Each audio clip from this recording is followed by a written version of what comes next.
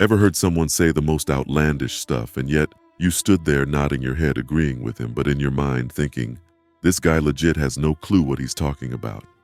If you agree with the herd, they look at you as one of their own, but deep down you're there just to gain information that might be useful later on. And that's why today's topic, why think as you like but behave like others? From 48 Laws of Power, it's a must. Basically, it's about being smart with how much of your true self you show and when. It's not about hiding who you are, but more about picking your moments to stand out or blend in. Greene's point is pretty straightforward. Imagine you're full of different thoughts and sometimes disagree with what's happening around you. That's cool, but shouting about it from the rooftops doesn't always help. It's not about shutting down what makes you, you. Instead, it's about choosing your battles wisely. Think of it as knowing when to keep your cards close to your chest. It's figuring out how to navigate through life's tricky bits without causing a stir for no good reason. Let's dig into something Robert Greene hammers home. Perception is everything. It's not just about how you see the world, but how the world sees you. This idea isn't new, but Greene puts it in a way that hits home. He tells us that the masks we wear, how we choose to present ourselves, can make or break us in the eyes of others. Perception is reality in the social theater. Wearing the right mask can protect your authentic self while you navigate through it. What this boils down to is playing the part when you need to. It's like being in a play where everyone's watching, and how you're seen can change the game. Greene's not saying you're being fake. Instead, it's about being strategic, knowing when to step up or step back, all to keep your true self safe and your goals in sight. Historically, this tactic's been a go-to move. Look at any great leader or influential figure. They knew how to manage perceptions, presenting themselves in a way that won people over or kept opponents guessing. Fast forward to today, and it's still relevant. Whether it's in a job interview, a business deal, or even in personal relationships, how you're perceived can open doors or shut them. Here's the kicker. It's not about deceiving others, but about understanding the play's rules. If you know the role you need to play in different scenes of your life, you can navigate more smoothly, avoid unnecessary drama, and keep moving towards what you want. It's about having the wisdom to know that sometimes the best move is blending in, playing the part, while still keeping true to who you are at the core. Finding that sweet spot between being genuinely you and fitting into various social or professional molds is pretty much an art form. Robert Greene lays it out clear as day. It's all about timing and tact. You've got this unique essence, right? And the world's got its expectations. The magic happens when you can juggle both without dropping the ball.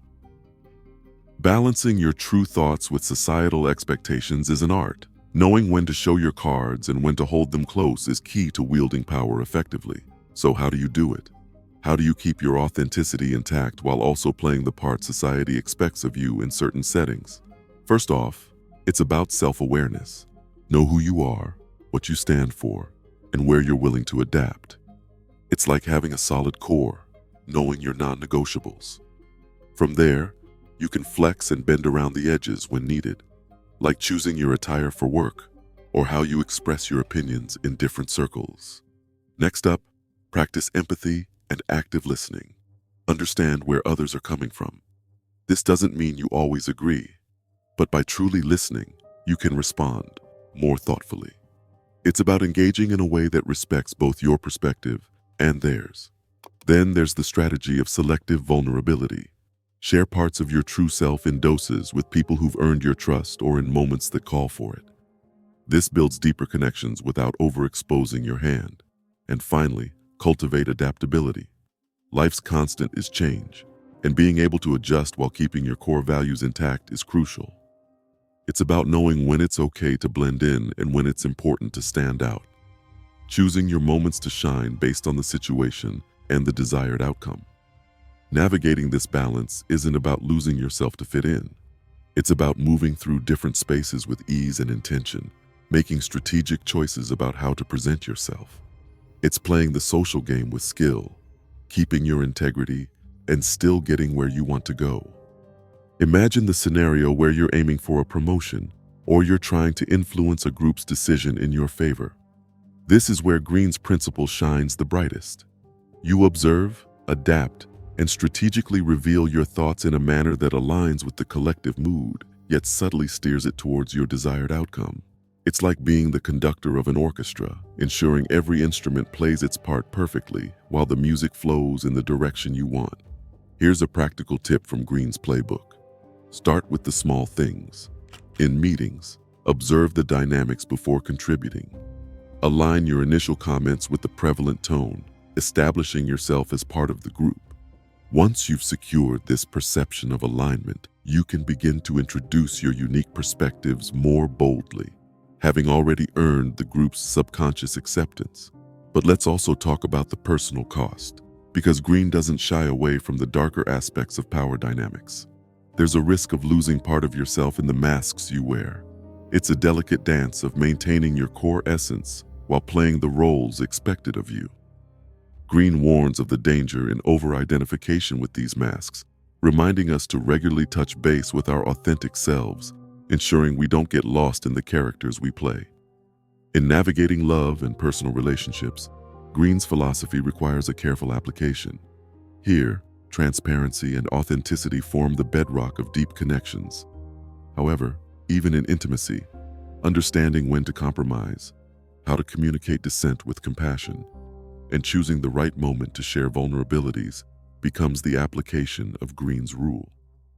It's about harmonizing your true nature with the give and take of close relationships, ensuring that while you remain true to yourself, you're also nurturing the relationship through thoughtful engagement. Bringing Greene's concept into the realm of social media and public life, we find an arena ripe for the application of his principles. In this digital age, our personas are on constant display, often blurring the lines between private and public selves. Here, Greene's advice becomes particularly pertinent. Curate what you share, with the awareness that the perception you create impacts your real-world power dynamics. It's a call to consciously craft your digital presence with the same strategic intent you apply in direct, personal interactions. In embracing the law, think as you like but behave like others. You're not just surviving the game. You're strategically positioning yourself to win on your terms. This isn't about losing your identity in the crowd. It's about moving with intention, choosing how and when to reveal your true self, and making sure that when you do stand out, it's impactful and on your terms. Now, it's your turn. Think about your own life. Are there moments when blending in could have dodged unnecessary drama? Times when standing your ground and shining as yourself was absolutely worth it? Reflect on these and share your thoughts below. Every interaction, every decision is a chance to apply this law. It's about being smart, not just strong,